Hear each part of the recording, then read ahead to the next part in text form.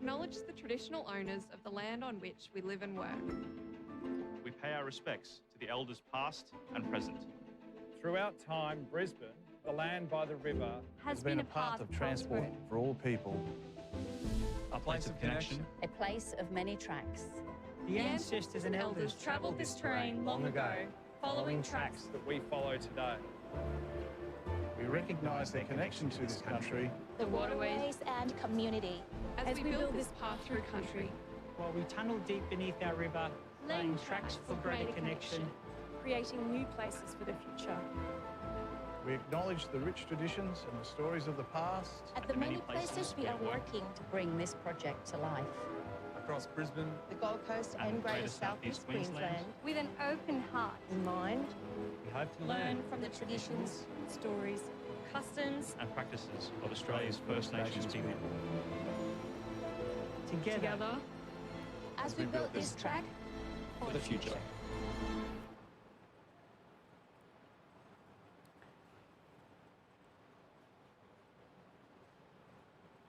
All right, good afternoon, everyone, and welcome to National Archaeology Week. Today, as part of the Cross River Rail National Archaeology Week highlight to showcase everything out about archaeology, I'm going to talk about the introduction to archaeology and give a little bit about myself. So it's a kind of a quick overview and introduction. So if you haven't watched this from last year, I will describe a little bit about who I am. I'm Dr. Kelsey Lowe, and I am an archaeologist at the University of Queensland. I also work for a small consulting company called Cultural Heritage Management Australia. And I also work for my own company as a director called Kelsey Lowe. So what I'm going to do today is talk to you a little bit about the introduction to archaeology too. I will also go into a little bit more about the other things to discuss on all those different topics. Some of the places, if you didn't know from last year, or this is where I'm working currently. However, because of COVID, I'm not able to leave Australia. But you can see that I work all over the world. And in places such as South America and the Caribbean allow me to use different techniques, which I'm going to actually talk about today on some of the research projects I'm doing. I also work throughout Australia quite a bit, and my most recent project is in PNG. So for today, what am I going to cover? Well, I would like to do a quick overview of the history of archaeology. And so these are all things that are archaeology. How potential sites are found, telltale signs of potential hotspots, and the types of finds that you might expect to see, more so the types of finds and sites.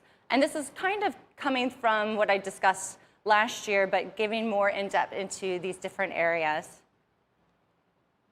So last year, I talked about what is an archaeology, or what is archaeology, or what is an archaeologist. And so I'd like to put these slides in here because some people always think that Harrison Ford is the stereotypical archaeologist, or you have people like Laura Croft. We're not necessarily people running around being chased by mummies. In fact, this was the photo I put last year, and I like it because I like to have a little bit of sense of humor in what I do. And most often, archaeologists are perceived in different types of environments, working in extreme conditions. And as I said, here I am as a person working in a very cold, frigid area. I had forgotten my rain jacket, and I end up wearing a garbage bag. So we are also very innovative in how we think about how we approach field methodology.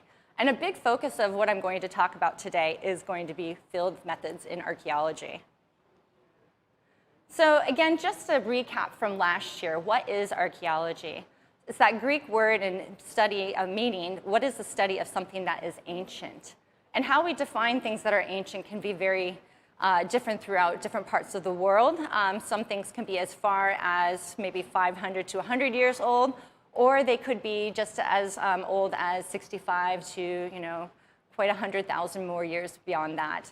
So when we think about it, it is the study of what these material remains are and what we can learn from them in the past to kind of help us understand the future, but then also to give us another sense of idea of these past people and how they lived, survived, and moved throughout this place we called Earth.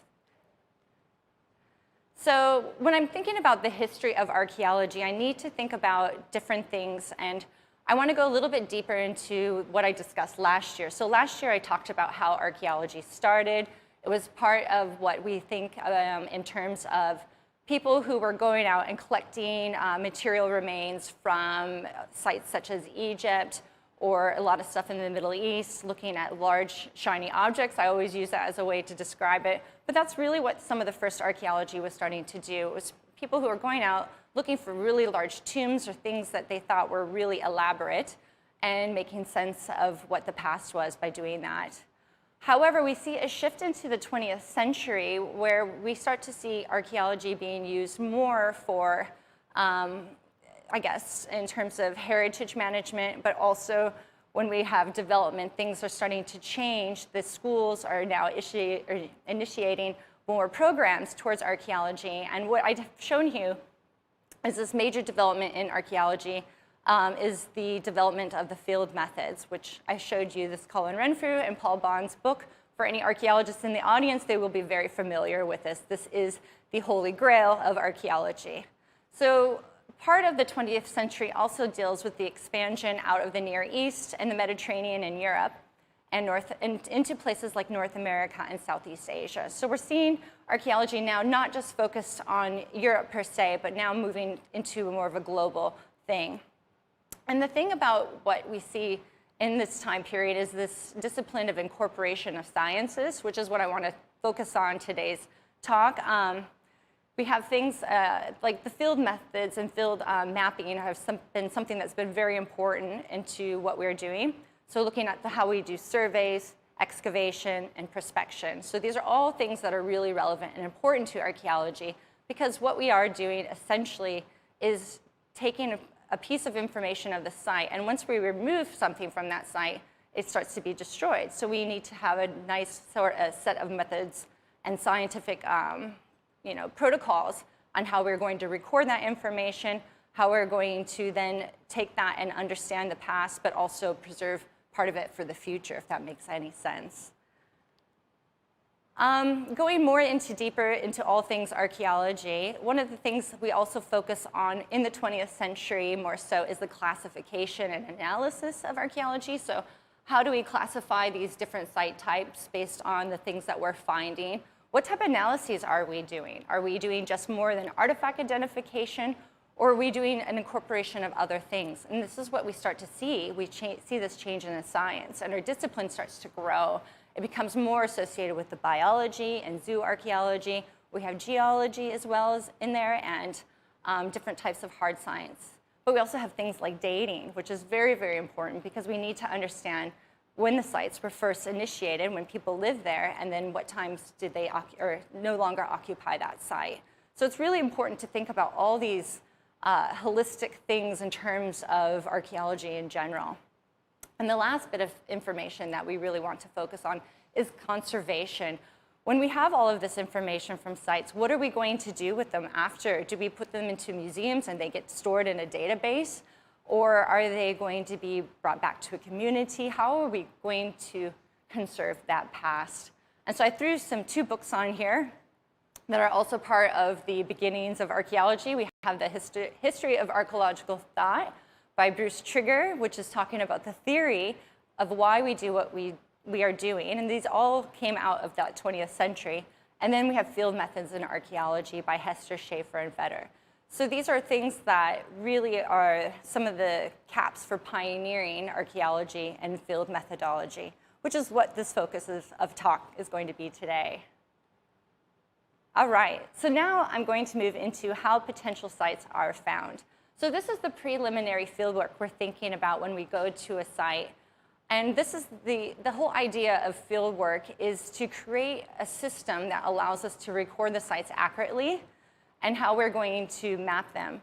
But it also involves the discovery of these sites. So sometimes you might know where sites are, but other times you might not be aware of where they could be located on that landscape. So there's things that people have done in the past to make predictive models, to get an understanding of where sites might be situated. There are other items too that you can talk to local landowners, and they often might have that information too. I also want to focus on the science and technology and how these have made significant impacts on how we do archaeology today.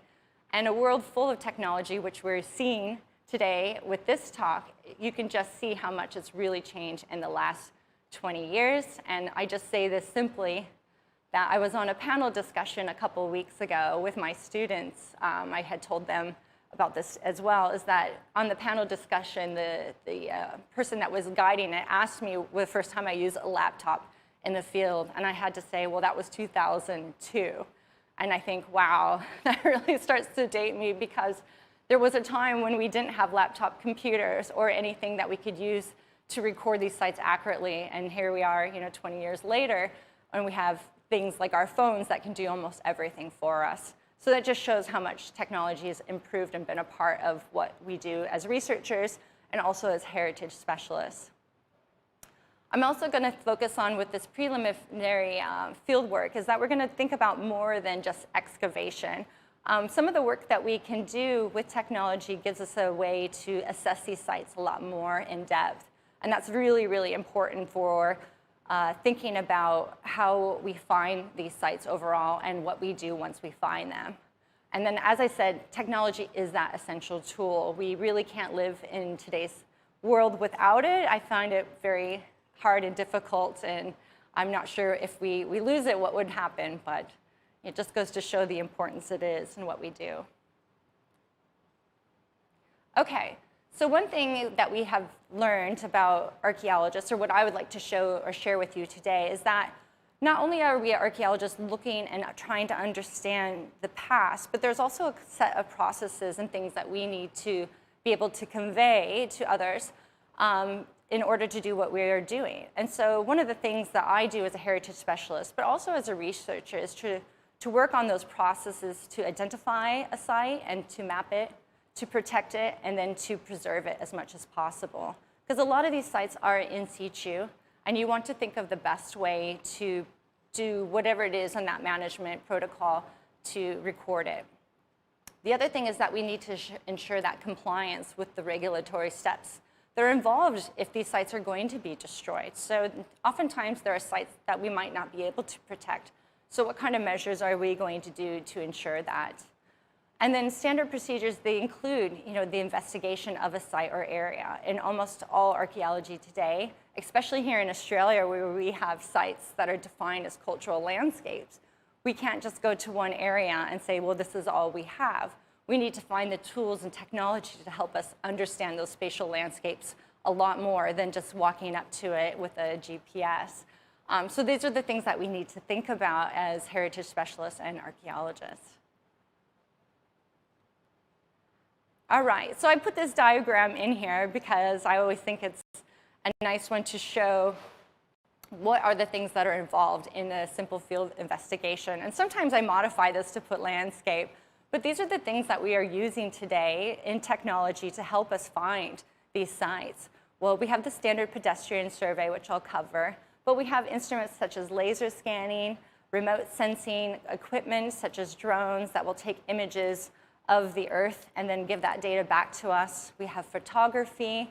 We have videos that we can use. We also have a GIS system, which is a geographic information system. So it's a program that we use to store and make sense of this data. But we also have the research that's involved, as well as things that I do, geophysics, which I will highlight a little bit more in depth later on. So I'm just going to cover over some of the basics of this because I don't want to get too in depth. But a pedestrian survey is one of the standard first surveys that most archaeologists will do when we are looking for a site or are wanting to find sites. So we might know where the site might be potentially located, or we might just predict a site and then go test it by walking over that landscape and seeing. And what we do in this sense is that we do cover the landscape, and you look on the surface to see if there are any artifacts on the ground. But we also can work together by spacing different steps out to get an idea, if we do find material on the surface, how spread out that material might be. We can look at other landforms that might be associated with it. So in this case, in the image that I'm showing you here, we're standing on a site, but you can see that it's very close to the coastal edge. So some of that site might have been impacted through erosional processes over the past, and we know that it's on a rise area. So there are points of sites and information that you can use through the pedestrian surveys and then doing different background. But we always have to do a pedestrian survey, I think, initially to get a sense of that landscape when you first come on.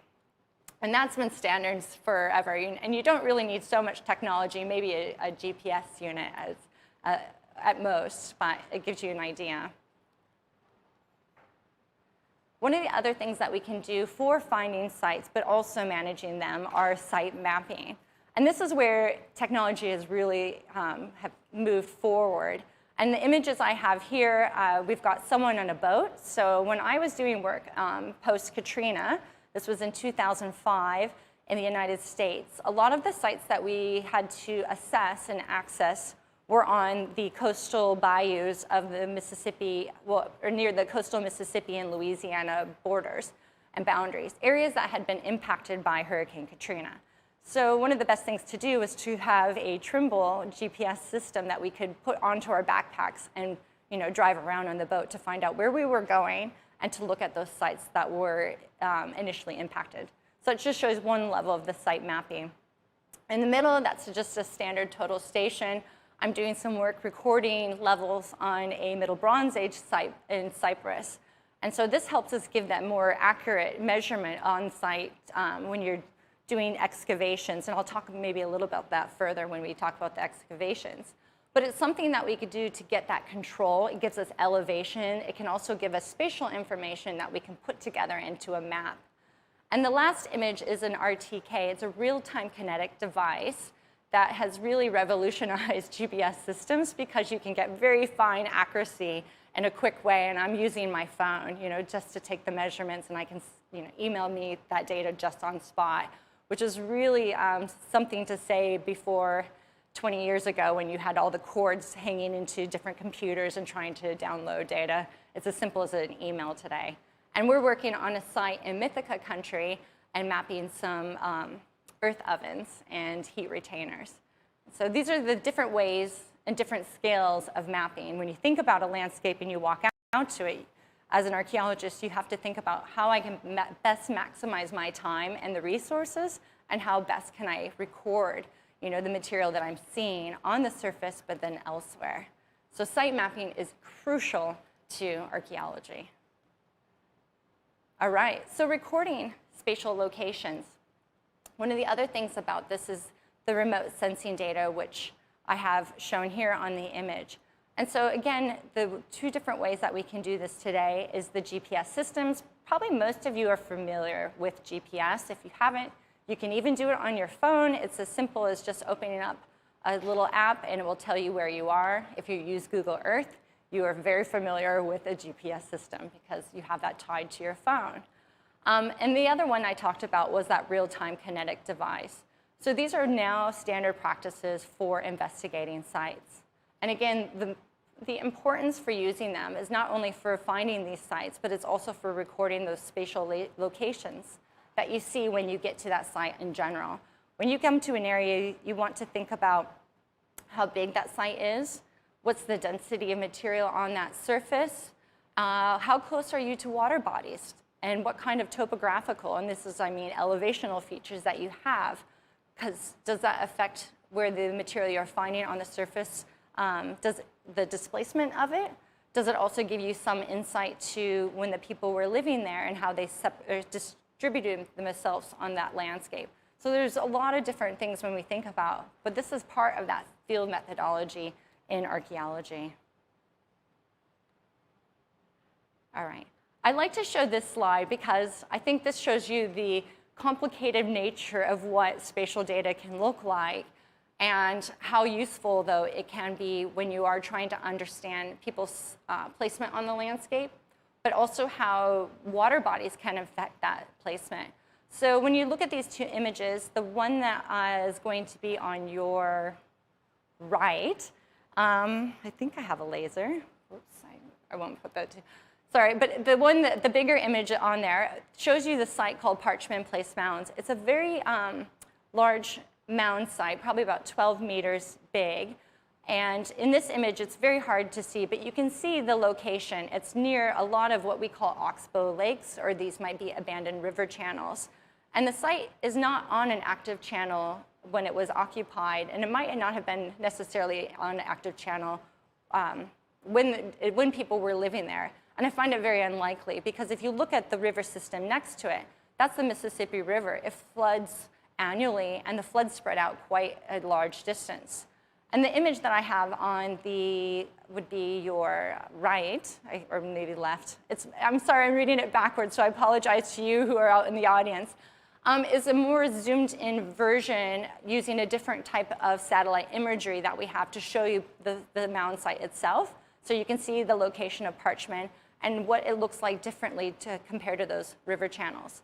And I guess I'm showing you this more, not to just tell you about the complication of looking at data, but how important it is too, because one of the things is that we were interested in knowing whether the channels were active when people were situating themselves on this landscape. And we did a lot of soil coring and dating, and we found that they aren't, indeed. You can see the channels are actually moving towards the west, away from the sites.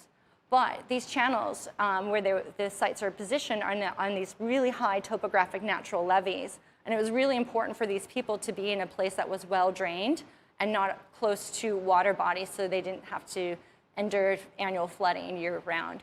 And they could also use those oxbow channels to do a lot of agriculture. So these are different things to think about when you're looking at landscape and how important it is in terms of people's placement. And this is a Mississippian period site.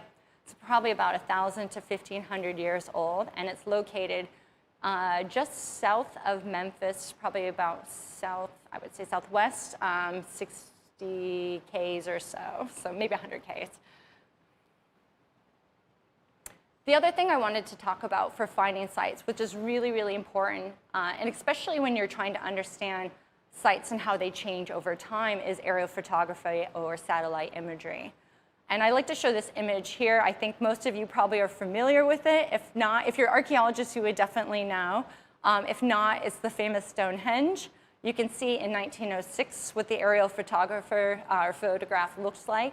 And then you can see the image in 2006 and see how much that landscape changes.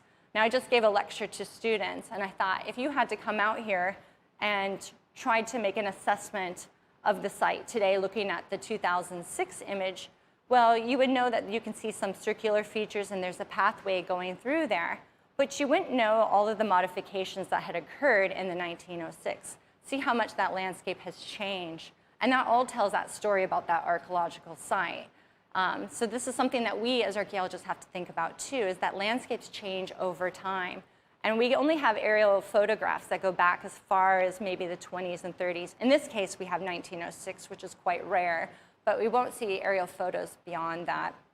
And so what other devices can we use to understand how the landscapes change over time if we don't have aerial photography?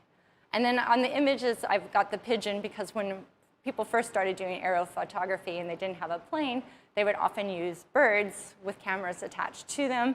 There's people who've used kites, and when I was at the University of Mississippi, we created a helium blimp, and we would use that to take measurements. So it's pretty cool what the technology has now done, because we have drones to maximize that efficiency. All right.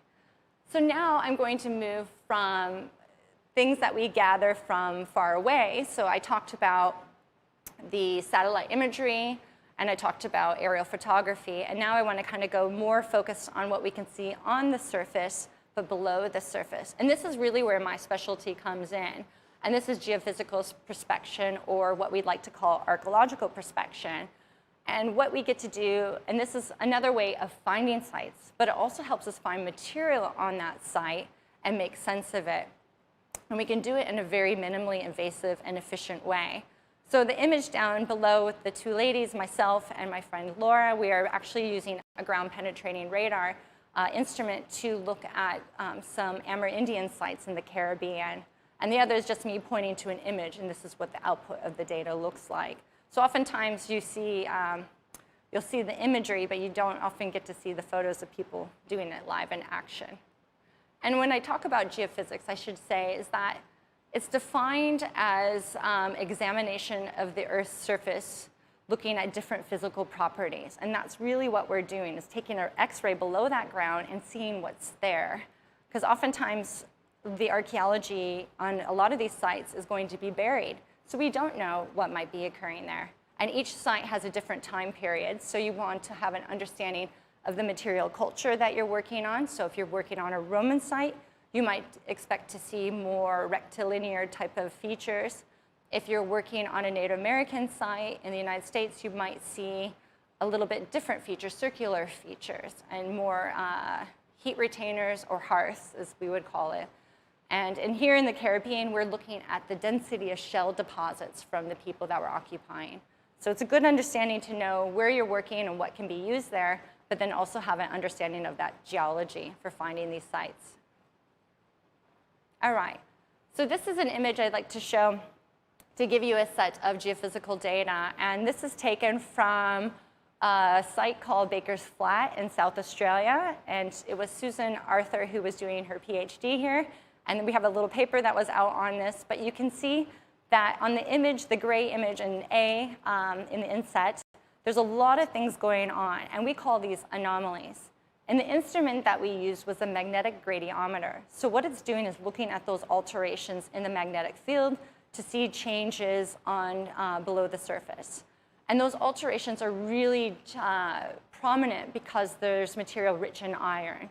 And so in the image in A is the raw data, and then in the image in B is my interpretations. And I call them magnetic lines. So we do have some lines in that data, which is very unusual when you're looking at geophysical data such as I do. You want to look for circles and squares, which you can see lots of different lines in enclosures. But we also have quite a large features that are very, very magnetic. And that has to do with old houses that were built there. And so we know by talking to the landowner and the change of the landscape is that when this was an old village, an Irish village that was occupied, when it was abandoned, the farmer came through and took a lot of the debris and metal tin roofs and piled it into a center area, and then later put some fill on top and started using the area to raise sheep on. So in ways he kind of, he modified the site to some extent, but he also preserved a lot of it as well. And so when we went out with some geophysical devices, we could start to see these features and make sense of the landscape. And what's cool about this paper is that, and this is from Susan Arthur's research, is that they found out that this was part of an Irish clachan, or an informal gathering of buildings placed together in an area that just was publicly used and privately used too. And so this is an old Irish settlement, essentially. And it's cool to see that. This is here in South Australia, and it's just based on the different type of features that people leave behind. In this case, it's the building materials, but they also had a lot of fire pits that they were using for making fires and cooking, but we see that they used enclosures. We could find all this information, and we tested it through excavation. Now I'm kind of going back again. I should have put these in a bit different order now that I'm thinking about it, but this is the light detection and ranging data. So this is another image that or another technology that we're using today to help us find sites, but also to understand sites. And most people know about Lidar. It's that light detection and ranging. It's using light pulses that get sent from an airplane or some type of device, and it goes into the ground, and it gets bounced back, and it's received by the plane. And it's taking measurements of those light posts or points of the Earth's surface to get an accurate reading and understanding of what features might be there. And so this is a site called Caracal in Mexico, and the image is that you see, the drawn image is one that someone drew of the site, and then the image of the gray coloring with the different topography is the Lidar. And you can see the benefits of using this when you're looking at landscape features. In this image, you can see a lot more elevated changes. We see, again, a lot of squares and circles, but we're seeing more what looks like terracing to some extent and other buildings that are present on site. And so the really major benefit of using Lidar is that it can actually work through places that are very thick in tree canopy. And in Mexico or in Central America, the vegetation is quite thick, that being able to get a topographic map in that detail would be nearly impossible. But if you can fly over with an instrument that will allow you to take Lidar measurements, you can then come up with an image like this and start to see how that landscape really is in terms of what you see on ground versus what we see above. So it's just showing you another technique and how it can benefit archaeology, because if you look at the image hand-drawn, it tells you some stuff, but look at if you overlay that with the other, you've got a lot more information and more enriched understanding of that site. Okay, now let's move on to excavation, which now I'm looking at that. If I do this again, I will switch those slides around, but it's okay, this is a go through.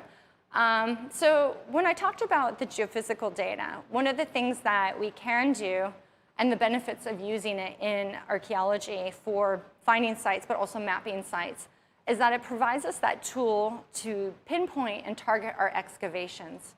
Because when we are doing excavations, they can be very costly, and they also can be very time-consuming, especially if you go to a site and you're unaware of what's below that surface. You might have material on the surface, but you might not know what features that are existing that you could use to test to find information, more information about those past occupants. And so in the case like what we did, and this is data that we acquired in Cyprus, we used 2 different instruments, and we used those to target excavations because we only had a short window to go out to this site and to this area. And so therefore, you can see on the images, the 2 geophysical images there on the left-hand side of the screen, we've got the magnetic radiometer and the ground-penetrating radar data. And as you can see, there's quite interesting features that are shown in that red box, especially in the GPR data, which is in the blue. So in ground-penetrating radar, you're sending radar pulses into the ground. And these radar pulses, when they hit an object of very different, heavier material, it causes a reflection. And that's what we're seeing in the yellow and the reds. And so what we are actually mapping on this site was some limestone foundations. And the middle slide, that shows you the excavation. And then the slide that I have there on the right is the actual excavations themselves. So we could ground truth that information. And it saves us a lot of time when you're able to use these type of technologies in archaeology. And it also gives us a better understanding because we can find the built structures, but there's other material that's inside there. We found lots of different type of ceramics, and we also had a heat retainer with bird charred remains, so we could start to understand the trees that we're working with or different types of plants. And so these are things that we have to think about when we're doing this sort of work. I think this is the last one I want to get to, is going to be about photogrammetry. And so photogrammetry is really, really popular today, and almost anybody can do it if you have a camera. There's lots of programs out there. And this really, what it involves is just taking a series of photographs of either a drawing or an object to create a real world 3D model. And so in this case, I like to show a shipwreck site. So in some ways, where you have limited time to record a site, one of the best techniques you can do is take a series of photographs so you get that really finite definition and recordation of it. And so we can also see this in excavations. So people sometimes will do a 3D model of their excavation pit so they can record and have that 3D information when they're going through showing other people something that has happened on site, especially if these people can't go there. And it's become very useful in Australia, especially on sites where people can do 3D imagery of maybe rock shelters or sometimes rock alignments. And especially for elders who can't get out to site, they can get this information provided by the archaeologists or another traditional owner or even a heritage specialist, and are able to start making sense and seeing the landscape because they can't go and see it. So it's really revolutionized how we are doing archaeology. The one that's, I guess, the most popular for finding site is going to be drones. And I think everybody today knows about drones. You can be running down the street. I live in New Farm, and there are people flying drones around all the time just for fun. So this is something that is also really revolutionized. So we've got photogrammetry and drones, and they're working in the same sort of similar function because they are taking photographic images of areas in a high resolution, and then you put it into a program that gives you an idea of looking at that three-dimensionality to the landscape. And this is an example of work that I do in Mythica country. And on the image on the left, you can see that's the Google Earth image. And then on the image on the right is a fixed-wing drone image.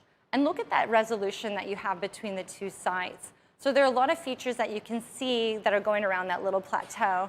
And they're circular. And those circular features we know because we did the pedestrian survey to go out there and ground truth. Those are rock quarries. However, the resolution is quite poor, so you can't really assess how many there might be on that landscape or what kind of level or detail. But when you get a fixed-wing drone, you can zoom in much further and really see that detail. And there are algorithms where you can draw a line and look at the depth of them, so it really gives you that better picture of that landscape overall. And if you were out to having to record, all of the rock quarries, it'd be much easier to record them on a fixed-wing drone image as opposed to the Google Earth. So this is something that we need to think about too when we're looking at sites, when we're mapping them, and again, when we're trying to find them. All right, so I now just went through all the different technology and ways that we can find sites. And this is kind of shifting this over a little bit. I wasn't really sure how I wanted to put these telltale signs of archaeology. So now I think about I should have probably fit more of what we discussed, but a little bit it does kind of tie into what we're doing and some of the information I provided to you about the excavations and so forth. So one of the perceptions that people get, or often you hear versus reality, is that archaeologists are grave robbers. And I'm not going to say who, but I was working in rural Mississippi, and a celebrity came up to me, and he kind of joked with me, but he had said, he's like, well, archaeologists are just grave robbers after all. And I'm like, no, actually, what we are doing is we're using scientific methods to make an understanding of the past, and the material that we're taking from that, we do, in a sense, to learn more about the people that were there, but also to preserve and protect it as best as we can, because that's what our obligation is. Our ethical obligation as heritage specialists and archaeologists. So if you've ever heard that saying, that's not what archaeologists are doing, and even through excavation, that's not something we want to be recognized for. What we're doing is trying to find the best means of recording a site, as I talked about today, and the field methods that we have and implemented to give us that better understanding. The other thing is that archaeologists are looters. And archaeologists aren't, this is kind of it's just like the grave robber question or comment. That's something that we're not doing. But there are people who are going out there, and that's another ethical issue on itself that I'm not going to get into. But what we can do as archaeologists is what I think is cool, and this is really kind of falls into this talk, is that we're transforming how we study the past by recording looting that is being done on the landscape today. And we can also use these satellite imagery to understand, assess sites and changes over time. So in Syria, we could look at sites pre-2006 to what sites have happened now during what's been going on in that country. But here, this is an image archaeology from space, describes how we're using remote sensing to help locate and monitor ancient sites. So we're not in the idea of trying to loot them. We're, again, trying to protect them. We're trying to preserve and then trying to give us those key features of what we can do for the recordation of it. And we're using technology to help us to track down where other looting might be occurring. So this is something that you have to think about. And these, again, are just things that probably came up 100 years ago or so, or maybe even 50. And then the other one I have is dead man or woman do tell tales. And I like this one I put in here because, again, we're thinking about how the 20th century and now even the 21st century of archaeology is changing. And this is a piece that came out in the conversation last year, and it's really important to think about today because it's talking about the pandemic and how we can learn about people in the past through the study of human remains. And I should have put a disclaimer, there are remains on here, but this is a published article, so I hope everyone's okay. But what we can do is find out more about infectious diseases and how they spread. And we can use that information today to see and target how that might affect modern day cultures and society. And so this was a really kind of perfect timing, I guess, piece in the conversation to give us that understanding about the human past. And again, it's just playing on how things have changed and the things that we as archaeologists are doing, not just excavation or recording things, we're actually using a lot of different ways of, methods out there as well as technology to get a better understanding of the past and how we understand humans.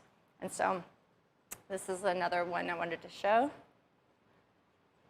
And the last part of my segment is going to be how do we find these sites? So this is continuing on from last year, and I wanted to throw in a few more sites there that I find are really important for finding sites.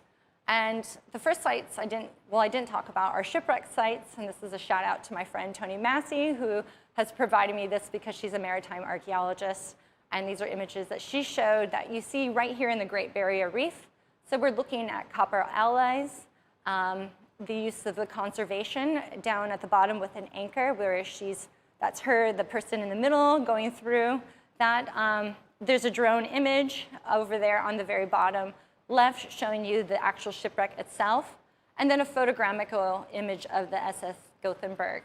So just as you saw, all those different technologies are very useful for how you're going to record that site and how it will be managed. And so it's really, I hope, if anything today gives you that understanding of how important it really is and what we're doing. And these sites, you can't necessarily lift a shipwreck out. Once they're there, they're there. So you have to think about the best tools that we can use. And most of these sites are just found by fishermen going through an area, and they see something that looks unfamiliar on that landscape, and they notify, an underwater archaeologist, and then they go out and they start to do something about that site. So it's really important to have that communication as well with local people and community to know how important archaeology is for finding sites and protecting them.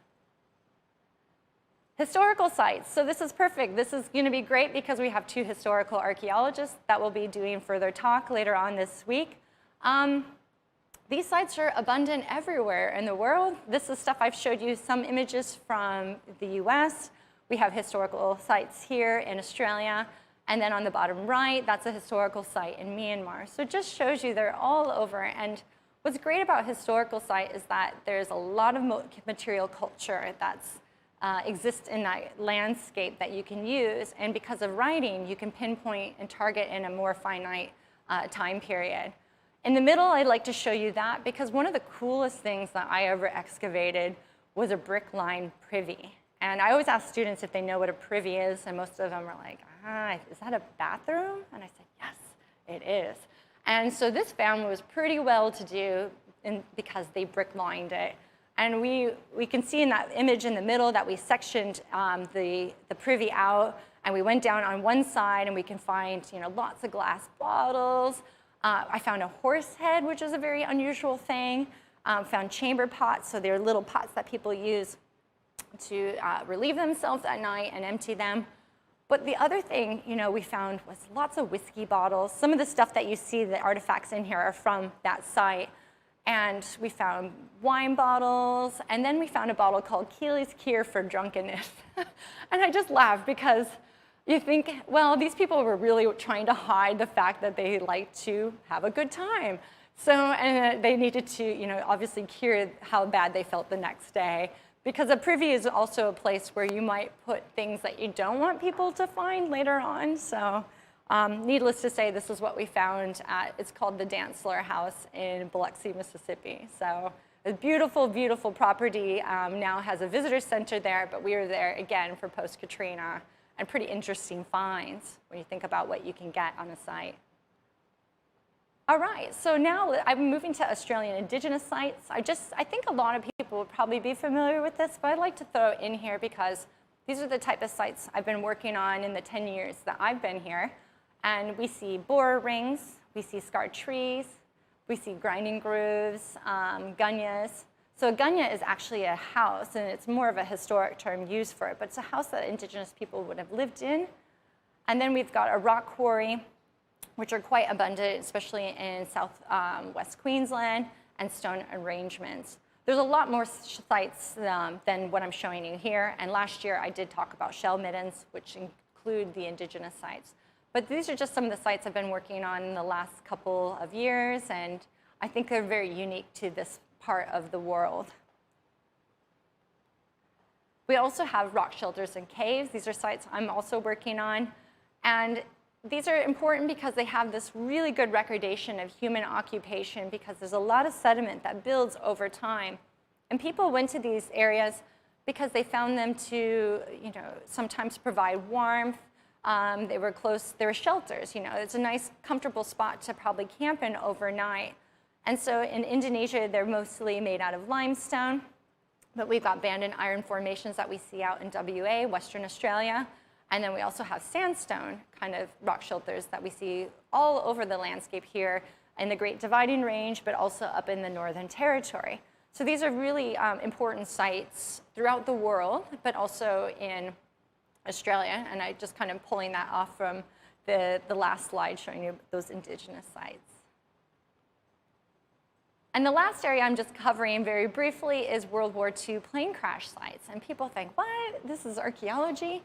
And I thought the same thing. And this is just tying into some work that I'm doing with the University of Queensland and the US military. And this is something that's now, in the US, sites that are over 50 years old are classified as an archaeological site. So one of the things that a lot of the, I guess there's a lot of different agencies in the United States that are interested in finding these World War II crash sites, mostly for missing soldiers, but it's part of a material object and remain that needs to be accounted for and understand and manage, and then later, moved forward to whatever initiative they have. So this is a new project that I started getting into, and I'm mostly a indigenous archaeologist. So working on historical plane crashes means that me as an archaeologist have to be able to get a different understanding of that material culture.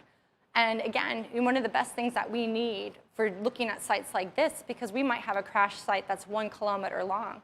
So having drone imagery is really helpful on this occasion. Having very high precision mapping devices like the RTKs I talked about, those are all things that we need to build these databases and understand those spatial locations of crash sites. Because it's not so intuitive when you think about a crash site and how that might impact on the landscape and where the material might move through in time. And then the last thing we have to deal with is vegetation. So that's something else that we have to go through and think about as archaeologists on sites like this. So in all, and I guess in the summary here, you can see that the field methods in archaeology have really changed in the last probably 50 years, maybe even 100 years, but really in the last 50 years of how we are understanding the human past. And I hope today's talk gave you an understanding of how I'm using them, but how a lot of archaeologists are using them. Even there will be a zoo archaeologist that will be talking about animals, and he's using technology and photogrammetry, I guarantee, to understand faunal material more in depth. And we can get things like collagen and various stuff from that sort of type of work that we're doing with different technological devices. And another person will be talking about the future. And the future is using these sort of different technologies that are going to be brought to you later on. It's just really helped us how we do our work. We can do it much quicker, much more efficiently. And we can also provide best practices and recommendations for what we want to do in the future as well. And I wanted to thank Cross River Rail and National Archaeology Week for having me. And yes, thank you all. Have a good evening.